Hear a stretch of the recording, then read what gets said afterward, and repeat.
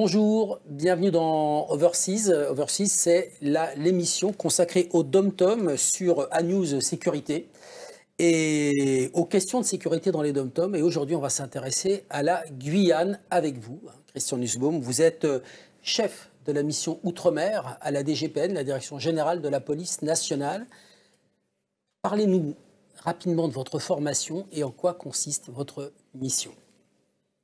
Ma formation, moi, c'était un parcours tout de police judiciaire. Hein. J'ai fait l'essentiel de ma carrière en police judiciaire et depuis le 1er novembre 2020, je suis donc chef de la mission Outre-mer à la Direction Générale de la Police Nationale et j'exerce donc une autorité hiérarchique pour le compte du directeur général sur les désormais directions territoriales de la Police Nationale ultramarine qui ont été mises en place dans un premier temps en 2020 pour 3 d'entre elles et pour les 4 dernières pour le 1er janvier 2022. Voilà. On parle de la Guyane aujourd'hui. Quelle est la situation au niveau de la sécurité en Guyane? Donc la Guyane fait partie des territoires qui ont été, qui sont passés en mode DTPN en premier, donc au 1er janvier 2020. C'est un territoire ultramarin qui est très difficile, comme vous le savez, où il y a de nombreux problèmes de sécurité. Hein. Un seul chiffre pour l'imager, c'est le nombre d'homicides rapporté au nombre d'habitants, qui est 10 fois plus élevé qu'en métropole et 5 fois plus élevé que les départements métropolitains les plus criminogènes. Avec voilà. Combien d'habitants? Avec la Guyane, ça doit être 200 ou 300 000 habitants. Voilà.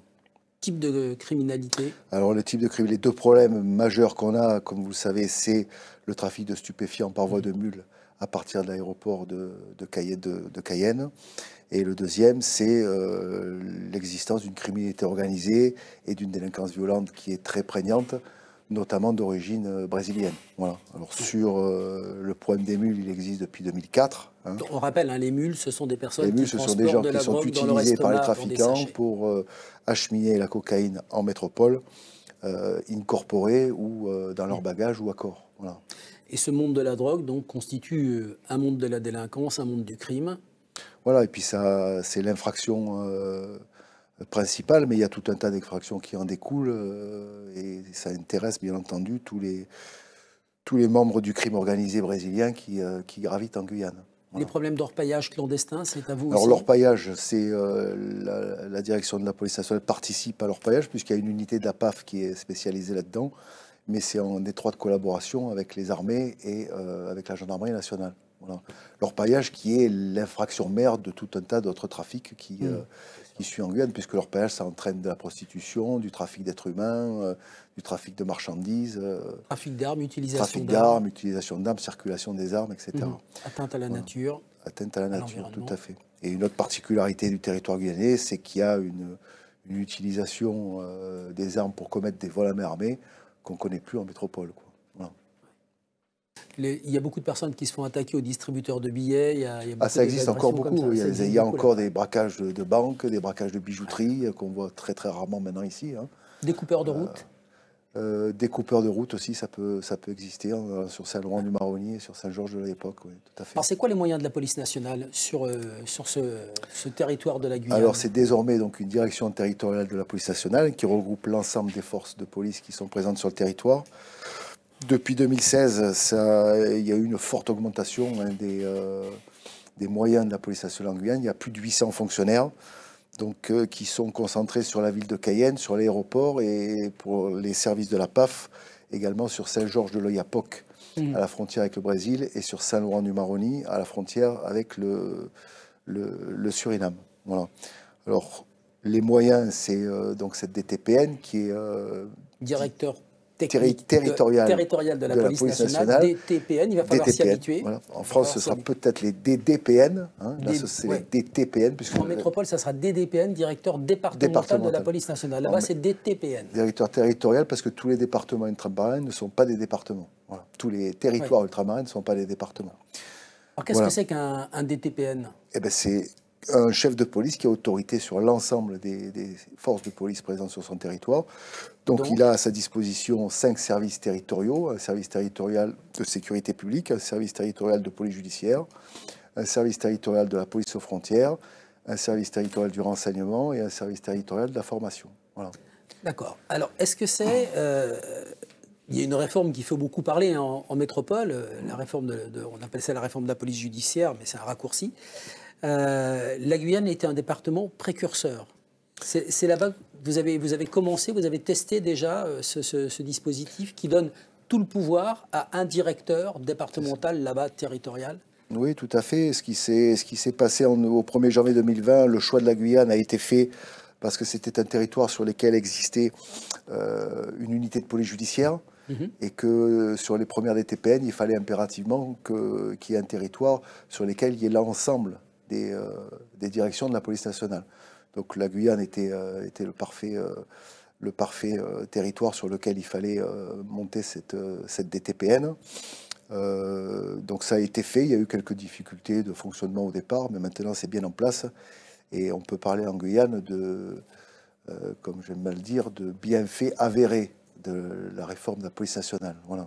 C'était quoi les difficultés au départ? Quelles difficultés avez-vous rencontrées? Les difficultés étaient liées d'une part effectivement à la réticence au changement qui animait les fonctionnaires de la police judiciaire, hein, qui ne voyaient pas ça d'un bon oeil. Même les fonctionnaires de la PAF n'y étaient pas favorables. Mais bon, ils ont eu le mérite de tester le produit et ils en sont maintenant plus que satisfaits, puis les résultats sont très bons. Est-ce que vous pouvez déjà mesurer les résultats? Oui, pour la Guyane, tout à fait. Les chiffres sont têtus. Hein. Il y a les chiffres de la délinquance qui sont ceux du SSMSI sont bons. Et les bienfaits de la réforme, notamment sur la filière judiciaire, hein, parce que cette réforme de la police nationale, qui n'est pas que la réforme de la filière judiciaire et de la PJ, impacte, c'est vrai, essentiellement cette filière. Et qu'en Guyane, dans cette filière qui est quand même très active, hein, puisqu'il n'y a pas beaucoup de départements français qui connaissent les faits de délinquance violente sur l'ensemble du spectre, hein, que connaît la Guyane, les bienfaits de la réforme sont déjà très concrets. Voilà. Et ils sont soulignés d'ailleurs par l'ensemble des partenaires que nous avons, et notamment les magistrats.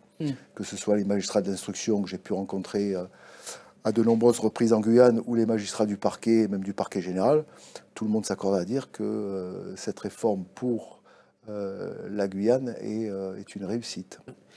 On rappelle que la Guyane, ça doit être le deuxième, troisième département qui a les plus mauvais chiffres en matière de criminalité, c'est ça? En matière de faits. De faits? En matière de faits, tout à fait. C'est le premier, je pense. En matière de faits constatés. Je vous le disais tout à l'heure, hein, en termes d'homicide, c'est et de loin le premier département français. Voilà. Donc pour traiter tout ça, il faut être organisé, et l'organisation des TPN est beaucoup plus à même de traiter cela. Deuxième département, rapidement, c'est quoi? C'est Mayotte, c'est la Seine-Saint-Denis, c'est quoi? Je crois que le deuxième, ça peut être, je ne sais pas, je ne saurais pas vous dire, mais je pense que ça peut être la Seine-Saint-Denis. Ouais, on revient sur la métropole. Ouais, je pense. Alors, donc, moyens en hommes, 800 fonctionnaires de police, moyens en matériel, voilà, est-ce que c'est le même matériel qu'en métropole? Alors, tout à fait, hein, les moyens en hommes et en unités, hein, puisque depuis 2016 a été créée justement en Guyane une antenne de l'OFAST, hein, de l'Office anti-stupéfiant, pour s'occuper justement du problème des mules. A été créée en Guyane aussi une antenne du service interministériel d'assistance technique, hein, qui permet aux services de police de disposer de l'ensemble des moyens techniques pour mener à bien leurs enquêtes. C'est quoi? C'est les balises, c'est les écoutes? Tout à fait, ouais, c'est tout un tas de matériel qui est utilisé pour les enquêtes avec autorisation des magistrats. Les moyens du service territorial de la PAF ont été considérablement augmentés en 2021, avec une enveloppe de 450 000 € qui a été débloquée pour équiper les services de la PAF, et notamment des nouveaux moyens nautiques sur Saint-Laurent-du-Maroni, hein, pour lutter contre l'immigration clandestine. Et à l'occasion du dernier déplacement du ministre de l'Intérieur, il a été annoncé la création d'une antenne RAID qui sera opérationnelle dès 2023. Voilà, donc c'est un territoire sur lequel sont désormais présents l'ensemble des unités et des forces de police qui existent au niveau national. Alors, Christian Nussbaum, on a fait le tour de la police, hein, des forces de police sur place, des moyens de la police nationale sur place. Il y a un continuum, gendarmerie, police, il y a des polices municipales là-bas? Tout à fait. Ouais. Et donc, ensuite, les acteurs privés de la sécurité. Je voudrais que vous nous fassiez un petit peu le récit de ce continuum, parce que c'est un mot très à la mode. Ce qui caractérise la Guyane, c'est que de par son éloignement, comme les autres territoires ultramarins, les forces de sécurité intérieure et tous les moyens qui sont présents sur le territoire ont besoin de vraiment coopérer et de s'aider les uns les autres. Et dans ce cadre-là, la Guyane, sur le territoire de la Guyane, il y a une vraie coopération qui existe avec la gendarmerie, avec la douane, avec les polices municipales. Il y a des réunions qui sont hebdomadaires entre tous les services et a notamment été décidé pour répondre au phénomène des mules suite au déplacement du ministre de l'Intérieur, de multiplier les opérations 100% à l'aéroport de Cayenne avec la participation massive de la gendarmerie, de la douane et de la police nationale. C'est quoi les opérations 100%? Les opérations 100%, c'est des opérations qui visent à contrôler 100% des passagers d'un vol à destination de la métropole. Voilà. Et les acteurs de la sécurité privée, est-ce qu'ils interviennent? À quel moment? Est-ce que c'est utile pour vous? Est-ce que c'est important? Alors on a beaucoup de collaboration et de coopération, justement j'en parlais sur l'aéroport, avec le groupe Air France, qui est le principal opérateur entre la métropole et Cayenne, pour réduire l'impact de ces opérations 100% sur le traitement des passagers qui arrivent, quoi. Voilà, parce qu'il ne faut pas non plus que ça impacte et que ça retarde tous les vols à destination de la métropole. Donc on a vraiment de bons rapports avec Air France, avec Air Caraïbes aussi, qui a un vol régulier tous les jours, pour arriver à faire que ces opérations 100% se déroulent dans les meilleures conditions. Et à Air France, Air Caraïbes, il y a des compagnies privées de sécurité qui contrôlent les accès, les bagages. C'est le même fonctionnement que dans tous les autres aéroports, oui, tout à fait. Ouais. Vous voyez ça de quel œil, cette collaboration entre le privé et le public? C'est des choses qui sont à la fois intéressantes et qui sont nécessaires. Au-delà de la coopération qu'on a sur l'aéroport, on a aussi au niveau de la police nationale, sur Cayenne, une coopération avec les lycées et les collèges, puisqu'il y a un référent sécurité, entre guillemets, qui a été identifié dans chaque collège et dans chaque lycée en zone police.